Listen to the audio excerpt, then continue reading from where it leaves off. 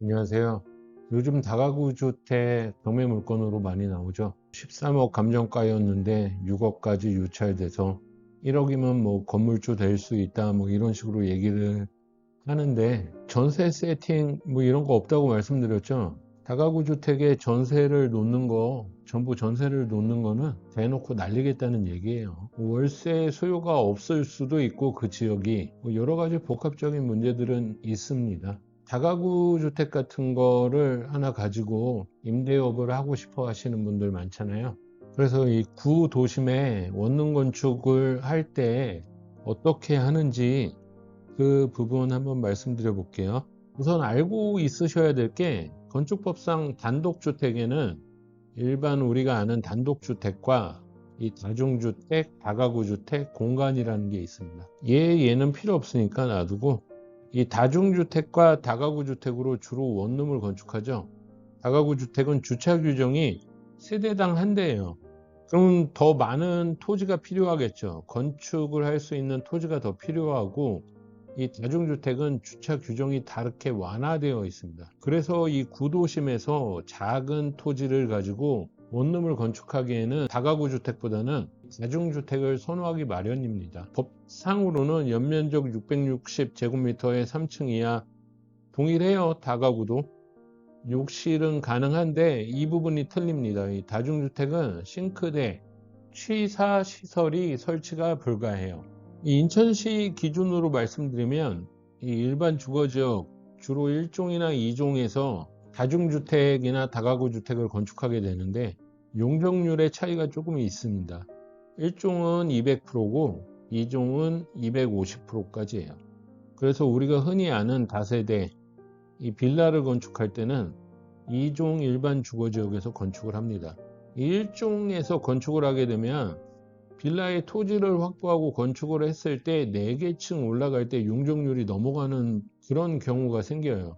그래서 마지막 층, 3개 층까지 올리고 마지막 층에 복층처럼 만드는 빌라들 보신 적 있죠? 이게 1종 일반 주거 지역에 건축됐을 경우 이런 식으로 건축을 많이 합니다. 이게 핵심이에요. 구도심에서 적은 토지에다가 원룸을 건축할 수 있는 방법의 핵심이 주차장 때문에 그렇습니다.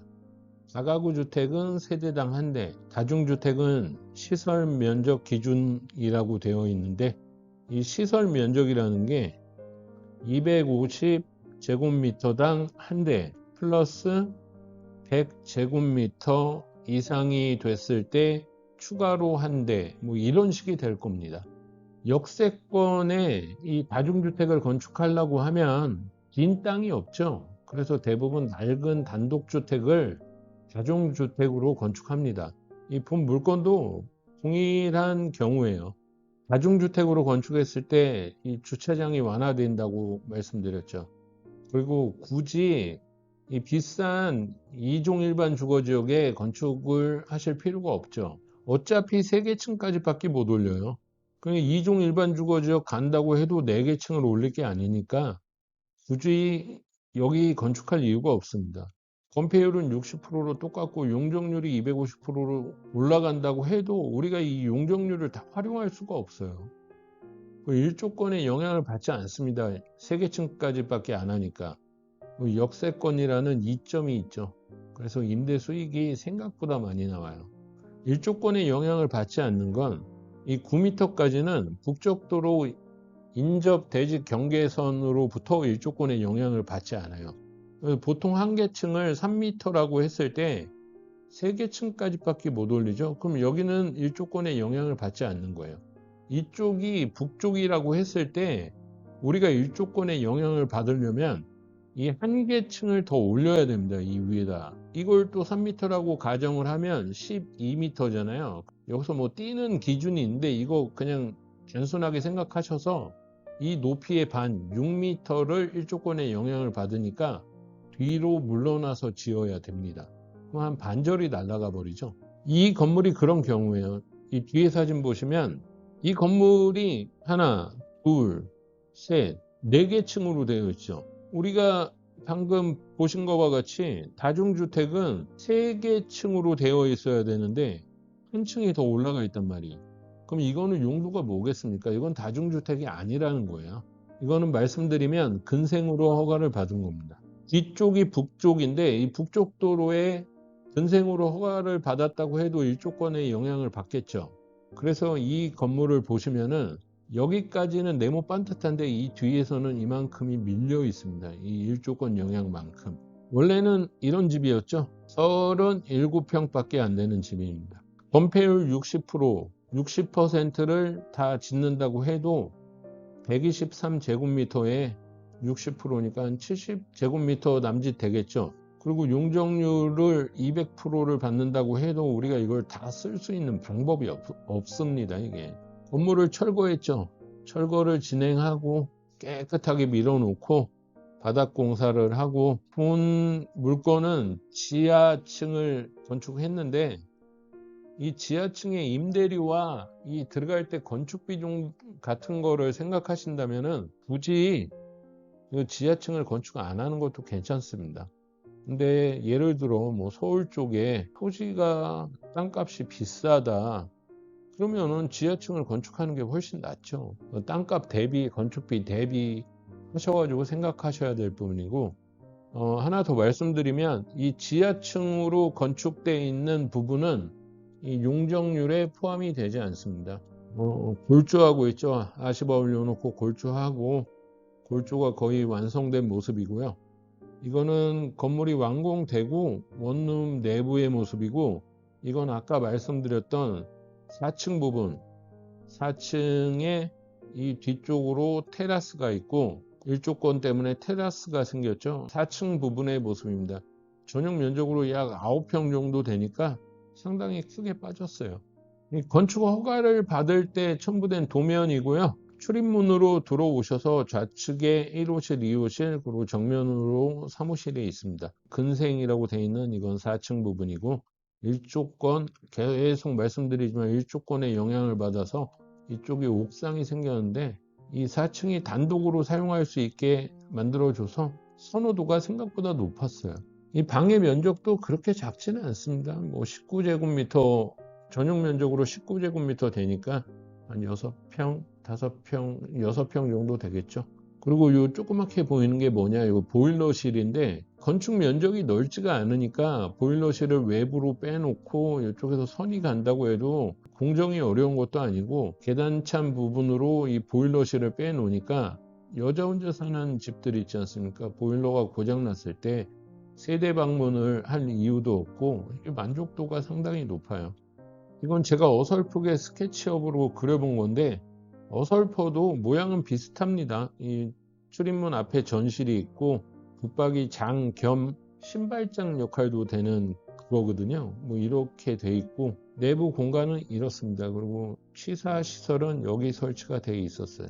여기는 이쪽으로 설치되어 있고 이쪽으로 설치가 다 돼 있었습니다. 경매를 통해서 다가구를 납찰 받고 임대 사업을 치려고 하시는 분들이 계시죠. 근데 제가 이 다가구 물건들을 많이 돌아봤을 때 이게 신도시 쪽에는 택지 지구 안에서 건축을 하니까 불법 건축물이 아니려고 한다면 그 월세로 전환했을 때 수익률이 좋지가 않습니다. 그리고 이 불법 건축물이 아닌 데에서 흔히 얘기하는 전세 세팅이라는 이런 우라질 소리를 하고 있는데 이런 거 없습니다, 여러분. 5가구를 해놓고 이걸 전부 전세 해놓고 융자를 이빠이 끼고 있다. 이거는 대놓고 날리는 거예요.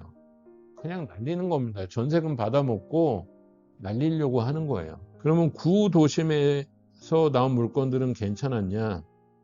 제가 무슨 뭐 모닝콜 그 사람이 예전에 올렸던 용현동 물건을 봤는데 개똥입니다. 이거 쓸모도 없어요.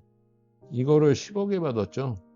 정신 나갔죠. 그쪽 땅값이 얼마인데 이게 그 꼴이 났어요. 한 2개가 다 이 꼴이 났어요. 결국은 여러분 경매로 나온 다가구가 그렇게 여러분들한테 메리트 있게 보이는 건 없을 겁니다. 그냥 모르고 봤을 때는 저거 괜찮은 거 아닌가 그렇게 생각할 수 있는데 우리 다르게 한번 생각해 보죠. 다가구나 이 다중을 건축하시는 분이 다른 어떤 사업을 그렇게 저질러 놨기에 오죽하면 이 집이 경매로 넘어갑니까? 월세 받으면 이자 충분히 내고 남습니다.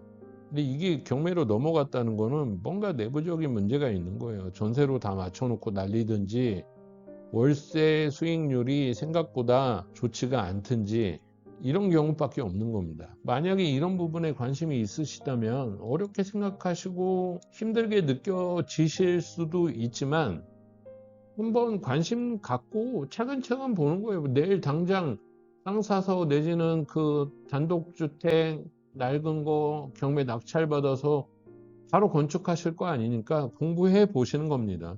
이 구도심에서 역세권 어떤 역이라도 괜찮습니다, 여러분. 여러분이 제일 잘 아는 대로 하세요.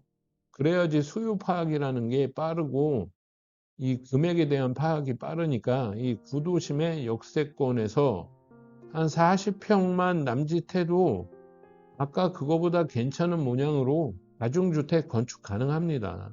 저기 여러분들 지하 팠죠? 한 방에 30만 원씩 받으면 90이 나옵니다. 그리고 1, 2, 3층까지 방이 3개씩이니까 9개 곱하기 저게 45만 원씩 받았어요, 여러분. 뭐 얼마죠, 이게? 450이 조금 안 되고, 뭐 하여튼 꽤 되죠? 400 된다고 치고 500 되고, 마지막 층 60만 원 받았습니다. 560만 원, 550에서 560만 원 가량이 나옵니다. 저 작은 땅에서.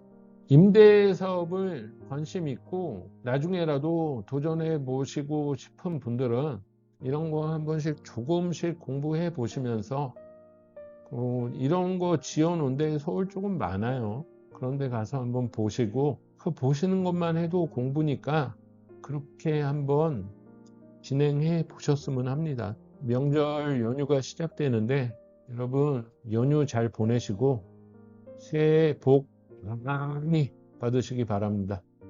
네, 감사합니다.